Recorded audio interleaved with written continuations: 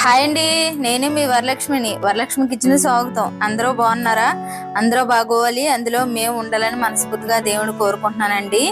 ఈరోజు కోడిగుడ్డు ఎల్లుల్లి కారం చేశానండి. టేస్ట్ మాత్రం చాలా బాగా వచ్చింది.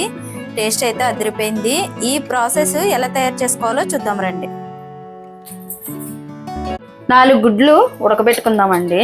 అలాగని నేను 4 గుడ్లు తీసుకొని పొయ్యి మీద నీళ్లు పెట్టాను. కొంచెం ఉప్పు వేసానండి. వాటర్లో వేస్తే బాగా వస్తాయి.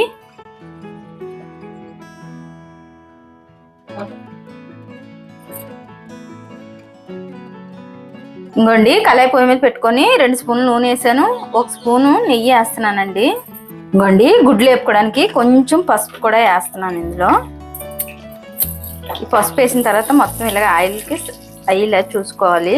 చూడండి, ఇప్పుడు మనం కట్ చేసి పెట్టుకున్నాం కదండి, ఈ ఎగ్స్ కూడా మనం ఇలా వేసేసుకోవాలి. ఇంకోండి, ఇలాగా సిమ్లోనే ఉంచండి, ఆయిల్లో ఉంచకండి.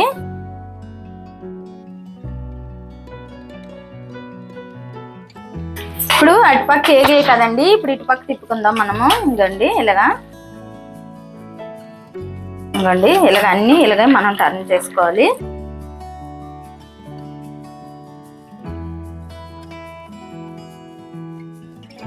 ఇంకోండి, ఏగిపోయాయి. ఇంకోండి, మనము ప్లేట్లో తీసేసుకుందామండి.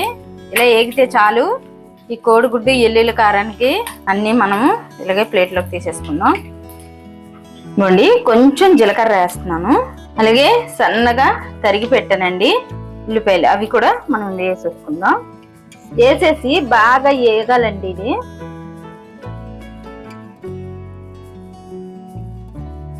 ఇంకోండి, ఎల్లుల్లి కారంలోకి నేను 8 మిరియాలు తీసుకున్నానండి. ఈ మిరియాలు కొంచెం మెత్తగా అయ్యేలాగా దంచుకోవాలండి.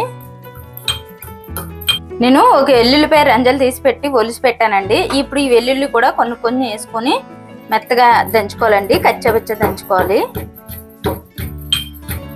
ఈ ఉల్లిపాయ ముక్కల్లో కొంచెం మనము సాల్ట్ వేసుకోవాలండి. కొంచెం వేసాను. వేసాక ఇలా కలిపేసుకోవాలి. చూడండి, ఇలా కలిసిపోయింది కదా. ఒక 2 నిమిషాలు అయితే ఇంక ఇది ఏగిపోద్ది.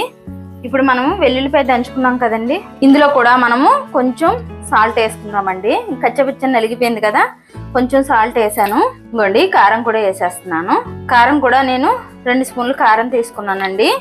ఇప్పుడు ఈ 2 కలిసిలాగా మనము కొంచెం కచ్చబెచ్చ దంచుకుందామండి. ఈ వెల్లుల్లి, కారం, సాల్ట్ కలిసిలాగా. చూడండి, ఉల్లిపాయ ముక్కలు కూడా ఏగిపోయాయి కదా. ఇప్పుడు మనము ఈ వెల్లుల్లిపాయ కచ్చబెచ్చ దంచుకున్నాం కదండి, ఇవి కూడా నేను వేసేస్తున్నాను. ఇదిగోండి, ఇది కూడా కొంచెం ఏగాలండి, లైట్గా పచ్చివాసన పోయేలాగా. ఇంకోండి, మొత్తం ఇది కలిసిలాగా ఈ ఉల్లిపాయ ముక్కలు, ఈ వెల్లుల్లి, కారం కలిసిలాగా ఇలా కలిపేసుకోవాలి.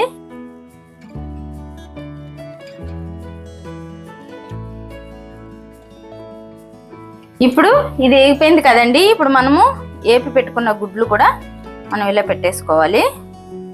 ఈ కోడిగుడ్డు ఎల్లుల్లి కారానికి ఇలా చేసుకుంటే మాత్రం చాలా బాగుంటుంది టేస్ట్ మాత్రం.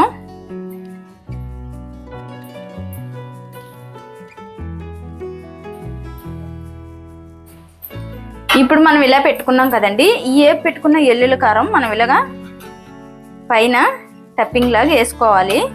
ఇలాగ వేసుకుంటే మాత్రం చాలా బాగుంటుంది. కోడిగుడ్డు ఎల్లుల్లి కారం ఇలా చేసుకుంటే మాత్రం చాలా బాగుంటుందండి. ఒక్క 2 నిమిషాలు ఇలా ఉంచుకొని మనము స్టవ్ ఆపేసుకుందామండి. కోడిగుడ్డు ఎల్లుల్లి కారం ఇలా చేసుకుంటే వేడి వేడి అన్నంలో వేసుకొని తింటుంటే మాత్రం చాలా బాగుంటుందండి. ఇంక ఇందులో మనం ఏం అవసరం లేదు. 2 ఉల్లిపాయలు, ఒక వెల్లుల్లిపాయ, ఒక 4 గుడ్లు ఉంటే కూర మాత్రం అయిపోతుందండి. వేడిగా అన్నంలో వేసుకొని తింటే మాత్రం టేస్ట్ చాలా బాగుంటుంది ఇలా చేసుకుంటే. చూడండి, ఈ కోడిగుడ్డు ఎల్లుల్లి కారం ఎంత బాగా వచ్చిందో, ఎమ్మీగా వచ్చింది చూడండి. ఇంకోండి, ఇంక ఇది అయిపోయిందండి. ఇంక మనం స్టవ్ ఆపేసుకుందాము. ఇలా చేసుకుంటే ఈ కోడిగుడ్డు ఎల్లుల్లి కారం చాలా బాగుంటుంది. నచ్చితే లైక్ చేయండి, షేర్ చేయండి, కామెంట్ చేయండి, సబ్స్క్రైబ్ చేయండి. కాకపోతే ఒకసారి ట్రై చేయండి ఎలా ఉంటుంది అన్నది. టేస్ట్ మాత్రం అదిరిపోద్ది.